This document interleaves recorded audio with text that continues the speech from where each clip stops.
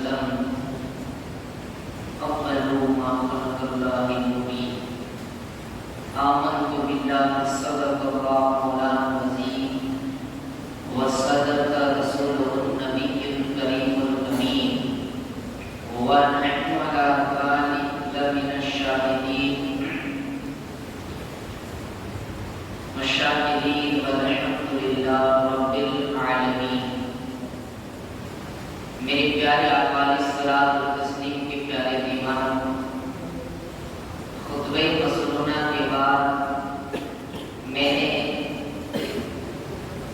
سورہ یونس کی ایک آیت کریمہ حضرات کے سامنے تلاوت کرنے کا شرف حاصل کیا ہے اور ایک حدیث پاک کا ٹکڑا حضرات کے سامنے تلاوت کیا۔ انشاءاللہ تھوڑی تھوڑی روشنی اور تھوڑی گفتگو انشاءاللہ دونوں پر کی جائے گی۔ اس سے پہلے آئیے آقا نامدار مدینے کے تاجدار بے کسوں کے کس آدمیت کے محسن ہم سب کے آقا جناب محمد مجتبی محمد صلی اللہ علیہ وسلم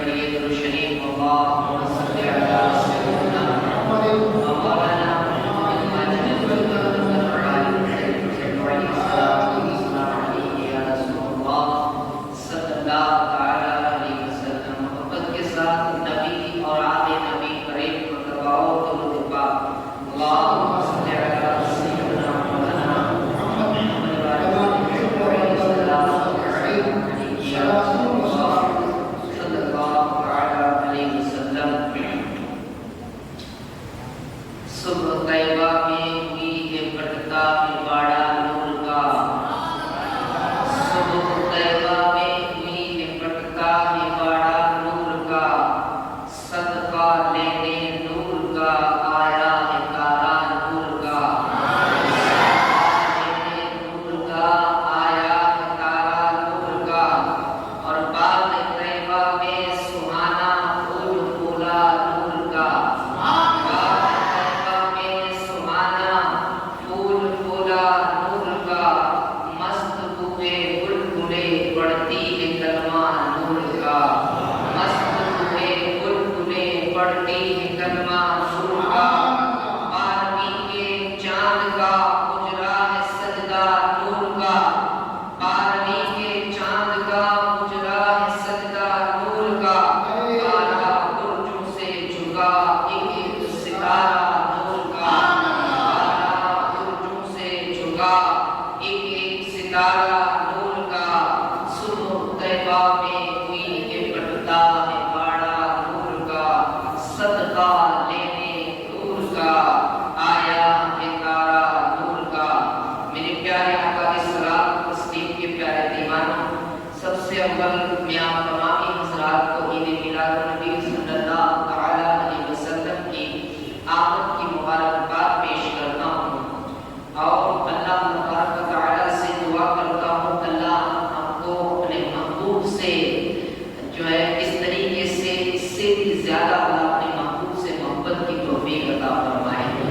मेरे प्यारे आका इस्लाम तस्लीम के प्यारे दीवानों, वो महबूब तो वो कहते हैं कि जान है वो जहां की जान है तो जहां है, जान है वो जहां की जान है तो जहां है जनाब, जान के बिना कुछ भी नहीं है।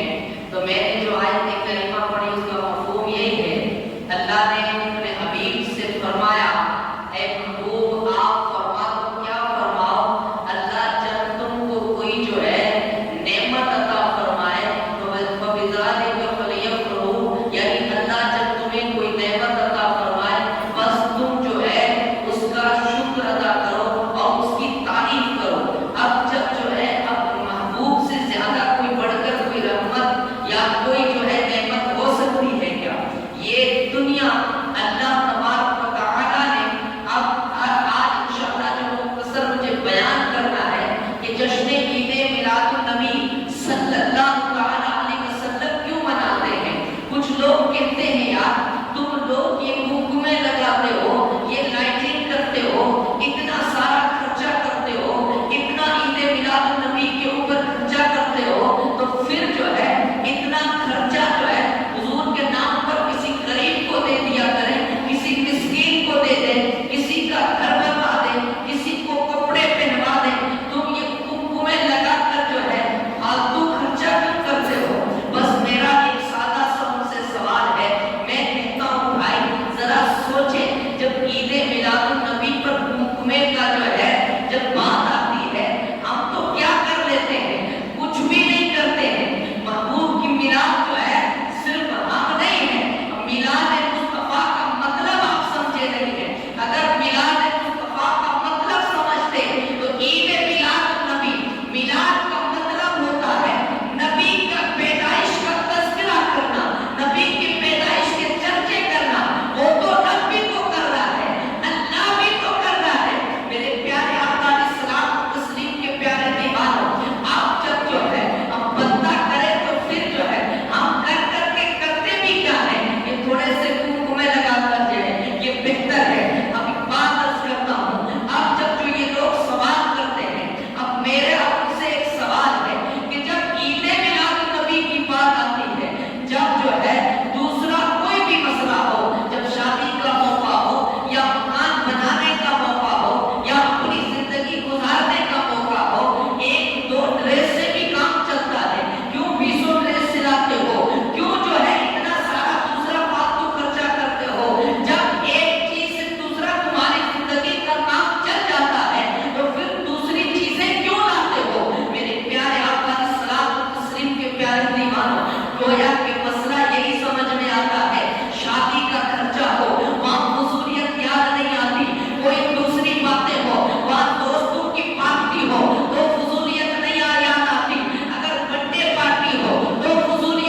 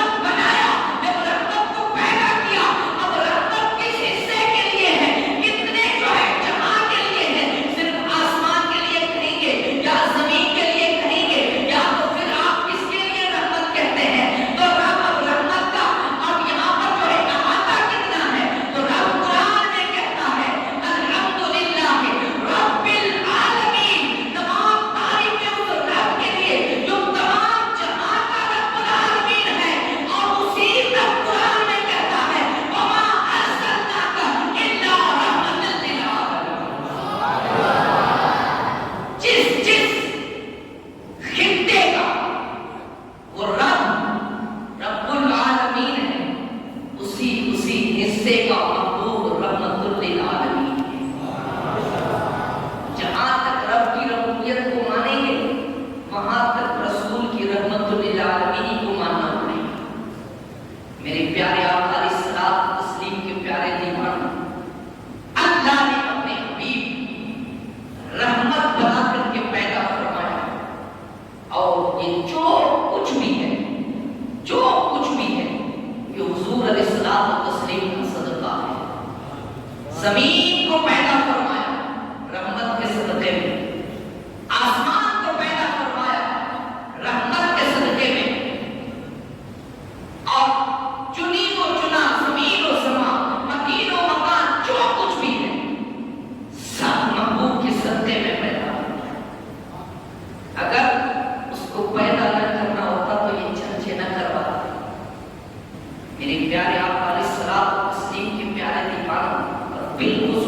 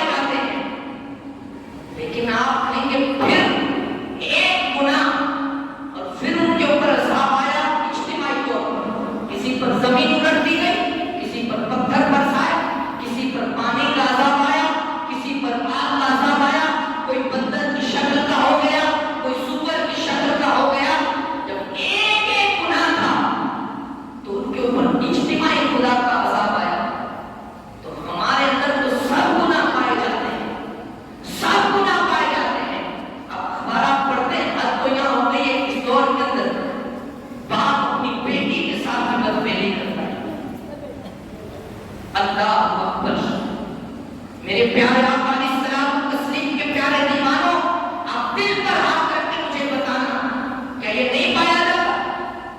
سب گناہ جو اور قوموں میں ایک ایک تھا، کیا اس قوم کے اندر وہ اجتماعی طور پر نہیں ہے؟ لیکن پھر عذاب کیوں نہیں آتا؟ تو میاں کمال کچھ اور ہے، کمال کچھ اور ہے۔ جب لوط علیہ السلام اپنی قوم کے درمیان تھے، نبی اپنی قوم میں تھے، تو قوم بدفعلی کرتی تھی، پھر بھی عذاب نہ آیا۔ جب عذاب دینا تھا تو پھر نبی کو دوسرے شہر بھیجا گیا، تو بلا مثال و تمثیل لوط کی موجودگی سے عذاب نہیں آیا۔ تو گویا کہ محمد رسول اللہ ہمارے درمیان ہے، اس وجہ سے گناہوں کی وجہ سے بھی عذاب نہیں آتا۔